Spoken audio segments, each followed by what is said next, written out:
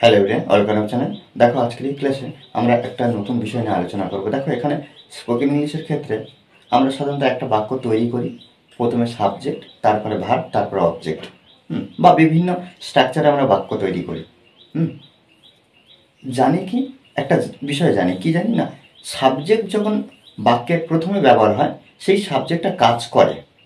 হুম subject অর্থাৎ বাক্যের প্রথমে যে কর্তা ব্যবহার করবো সেটা কাজ করে। দেখো এখানে কি আছে, একটু আমরা যদি এই ক্লাস যদি প্রথম থেকে শেষ পর্যন্ত সুন্দরভাবে করতে পারি, তাহলে কি এই যে টোটাল যে বিষয় খুব সুন্দরভাবে আমরা আয়ত্ত করে আমরা ইংলিশে বাক্য তৈরি করতে পারবো। জাস্ট আমাদের কী করতে হবে না, প্রথম থেকে শেষ পর্যন্ত বিষয়টা বুঝে নিতে হবে। দেখো এখানে আমি লিখেছি অ্যাক্টিভ ভয়েস আর প্যাসিভ ভয়েস। অ্যাক্টিভ ভয়েস আর প্যাসিভ ভয়েস, যেটা নিয়ে আমি বলছিলাম কি না, একটা বাক্য সাধারণত গঠন হয় দেখি কি সাবজেক্ট, তারপরে ভার্ব, তারপরে অবজেক্ট বা আদার্স ওয়ার্ড, তাই তো? এইভাবে কিন্তু আমরা একটা বাক্য গঠন করি। এই গঠন করলে দেখতে পাই যে এই যে সাবজেক্ট কাজ করে, যেমন আই লাভ হার, আমি তাকে ভালোবাসি।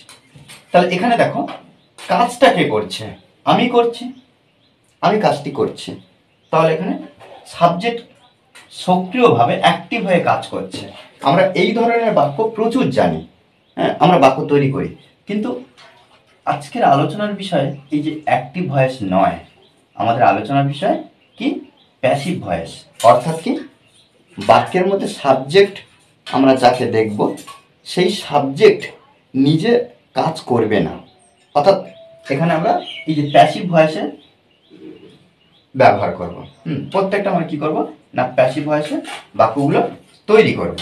দেখো এখানে আমি তিনটে ভাগ করে দিয়েছি, টেন্সে, পাস্ট টেন্সে আর ফিউচার টেন্সে। এই তিনটে পার্টের উপর আমরা বাক্যগুলো তৈরি করব। দেখো এখানে এই যে বিষয়গুলো স্পোকেন ইংলিশের ক্ষেত্রে সবথেকে গুরুত্বপূর্ণ, এগুলো কিন্তু আমাদের খুব ভালোভাবে জানতে হবে। দেখো এখানে কি, অর্থাৎ এখানে প্রত্যেকটা বাক্য আমরা যখন তৈরি করব সেই বাক্যের মধ্যে সাবজেক্ট নিজে কাজ করবে না। সাবজেক্ট নিজে কাজ করা হবে না, এইরকম বিষয়টা আমরা এখানে বুঝবো। কি দেখো, যখন দেখব এই যে ইচ বা আর, এমটা এখানে ব্যবহার করব না। ইচ বা আর দুটোর মধ্যে যে কোনো একটা বসবে, তারপরে ভি3। আর প্যাসিভ মানে কি সব সময় ভি3। প্যাসিভ বাক্য তৈরি করতে হলে ভি3 ছাড়া ব্যবহার হবে না। ভি3 দেখো যখন হয় বোঝাবে, যখন হয় বাক্যটা হয় বোঝাবে, তখন আমরা কি করব না, ইজ বা আর এর মধ্যে যখন একটা আনবো, তারপর ভি3। এখানে দেখো কাজটি করা হয়, হ্যাঁ, গানটি গাওয়া হয়, গানটি গাওয়া হয়। আমরা এই ধরনের বাক্য অনেক তৈরি করতে পারি। কি কাজটি করা হয়, গানটি গাওয়া হয়, তাদের বোকা হয়, বা তারা, এই যে বাক্যগুলো যখন আমরা দেখবো যে হয় এরকম বিষয়টা আসবে, তখন কি করব, ইজ বা আর এর মধ্যে যখন একটা আনবো, তারপরে ভি3। তাহলে এখানে কি কাজটি, কাজটি করা হয়, অর্থাৎ কাজটি করা হয়, কাজ কি নিজে নিজে কাজ করে না?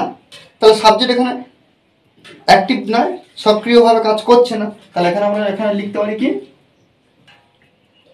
দ্য ওয়ার্ক, আর ইজ বা আর এর মধ্যে ইজ, দ্য ওয়ার্ক ইজ কি ডান, দ্য ওয়ার্ক ইজ ডান, কাজটি করা হয়, হচ্ছে, কাজটি করা হচ্ছে, বা খেলা হচ্ছে, ফুটবল খেলা হচ্ছে। তাহলে এখানে দেখো ফুটবল খেলা হচ্ছে, ফুটবল খেলা হচ্ছে, কারা খেলছে এটা কিন্তু বলা নেই, কারা খেলছে এটা কিন্তু বলা নেই। আমরা কি বলছি যে ফুটবল খেলা হচ্ছে, তাহলে ফুটবল কি নিজে নিজে খেলছে বা খেলা হচ্ছে, এরকম বিষয়টা। তাহলে এই ধরো এই যে হচ্ছে যখন হবে, তখন আমরা ইজ বা আর এর মধ্যে যখন একটা আনবো, তারপরে বিং ব্যবহার করার পরে ভার্বের সঙ্গে, অর্থাৎ ভি3, ভি3 past participle of the main verb প্রত্যেকবার। তাহলে এখানে কি কাজটি করা হচ্ছে, তাহলে এখানে আমরা লিখতে পারি কি the work is being done. দেখো এখানে একটু বুঝতে একটু অসুবিধা হবে, এখানে লেখাটা ছোট ছোট করে লিখছি, একটু দেখে নাও। কাজটি করা হয়, তাহলে ইজ আর এর মধ্যে যে কোনো একটা আছে, ইজ আর এর মধ্যে যে কোনো একটা আছে, আমরা কি করছি, দ্য ওয়ার্ক ইজ ডান লিখছি। তাহলে কাজটি করা হয়, কাজটি করা হচ্ছে, এই যে ইজ বিং অথবা আর বিং, সেটা কিন্তু সাবজেক্ট অনুযায়ী। আমরা জানি তো, কি জানি না, ইজ কখন ব্যবহার হয়, সাবজেক্ট যখন থার্ড পারসন সিঙ্গুলার নাম্বার ক্ষেত্রে ইজ ব্যবহার হয়, আর যখন অনেকজনের ক্ষেত্রে ব্যবহার হয়, প্লুরালের ক্ষেত্রে, তখন আমরা কি করি না আর ব্যবহার করি। আবার ইউর পরে কি ব্যবহার করি, ইউর পরে আর ব্যবহার করি। উই এর পরে কেন ইউটার পরে আর ব্যবহার করছি কেন, কারণ ইউটা কি প্লুরাল না, এটা কিন্তু সেকেন্ড পারসন, আমরা সেকেন্ড পারসনের পরে আর ব্যবহার করব। তারপর কি হয়েছে, হয়েছে, হ্যাজ আর হ্যাভের মধ্যে যখন একটা আনবো, তারপরে বিন আর ভি3। কাজটি করা হয়েছে, কাজটি করা হয়েছে, তাহলে এখানে আমরা কি লিখব, দা ওয়ার্ক, হ্যাজ বসাবো, কেন ইজ যেমন ব্যবহার, হ্যাজেরও ব্যবহার তাই, তাহলে আমরা এখানে হ্যাজ ব্যবহার করবো, দা ওয়ার্ক হ্যাজ, তারপরে বিন আনবো, বিন, তাহলে the work has been, the work has been done. Done. দেখো এই এক একটা এক্সপ্রেশন আমরা কিন্তু প্রত্যেকটা বাক্য, এই ধরনের আমরা হাজার হাজার বাংলা বাক্য তৈরি করতে পারবো। নিজে থেকে প্রচুর বাক্য তৈরি করতে পারবো। এটা কিন্তু আমাদের বারবার প্র্যাকটিস করতে হবে। তারপরে কি আছে দেখো, পাস্ট টেন্সে কি, পাস্ট টেন্সের ক্ষেত্রে হয়েছিল, হচ্ছিল, হয়েছিল যখন হচ্ছে, ওয়াজ বা ওয়ার এর মধ্যে যখন একটা আনবো, হয়েছিল, এটা হয় আর এটা হয়েছিল, ওয়াজ আর ওয়ার এর মধ্যে যখন একটা আনবো, এনে কি করবো, ভি3। এবার হচ্ছিল, হচ্ছিল, এটা যেমন হচ্ছে, কিন্তু এটা এই যে হচ্ছিল যখন বোঝাবে, তাহলে এখানে যদি কাজটি করা হয়েছিল, তারা হয়েছিল বোঝাচ্ছে, তাহলে এখানে দা ওয়ার্ক, আমরা ওয়াজ ব্যবহার করো, ইজের ব্যবহার যাই আর ওয়াজের ব্যবহার একই, ইজ আর ওয়াজ, তাহলে এখানে আমরা ওয়াজের মধ্যে কি বসাবো, ওয়াজ বসাবো, ওয়াজ, তাহলে দা ওয়ার্ক ওয়াজ, তারপর কি ডান, কি কাজটি করা হয়েছিল, কাজটি করা হচ্ছিল, এই যে হচ্ছিল, হচ্ছিল, ওয়াজ এর মধ্যে যে কোনো একটা আনবো, আর বিংটা আমরা ওয়াজের মধ্যে যে কোনো একটা বসিয়ে তারপর বিং আমরা আনবো, তারপর ভি3, তাহলে কাজটি করা হয়েছিল, হচ্ছিল, তাহলে হচ্ছিলর জন্য কি, the work was being, being তারপরে কি ডান। ওকে, দা ওয়ার্ক ওয়াজ বিং ডান, কাজটি করা হচ্ছিল। এবার দেখো হয়েছিল, এখানে একটা বিষয় দেখো, হয়েছিল, এখানে হয়েছিল, ওয়াজ আর ওয়ার এর মধ্যে যে কোনো একটা আমরা হয়েছিল, তারপরে ভি3, এখানেও হ্যাড বিন হয়েছিল বোঝাচ্ছে, কিন্তু কখন আমরা দেখছি না হয়েছিল ওয়াজ এর মধ্যে যখন একটা বসালে হচ্ছে, আর এখানে হ্যাড বিন বসালেও একই অর্থ হয়েছিল, তাহলে এখানে আমরা কি করব, জাস্ট কাজটি করা হয়েছিল, দা ওয়ার্ক কি হ্যাড বিন বসাবো, হ্যাড বিন ডান। দেখো এখানে তাহলে কি কাজটি করা হয়েছিল, কাজটি করা, দা ওয়ার্ক ওয়াজ ডান, দা ওয়ার্ক ওয়াজ ডান, কাজটি করা হচ্ছিল, দা ওয়ার্ক ওয়াজ বিং ডান, আর কাজটি করা হয়েছিল, দা ওয়ার্ক হ্যাড বিন ডান। এখানে কিন্তু বিষয়টা আমরা কি বুঝতে পারছি, যে সাবজেক্ট নিজে কাজ করছে না। তাহলে কি আমরা এটা প্রত্যেকটা বাক্য আমরা প্যাসিভে তৈরি করব, প্রত্যেকটা বাক্য আমরা প্যাসিভে তৈরি করব।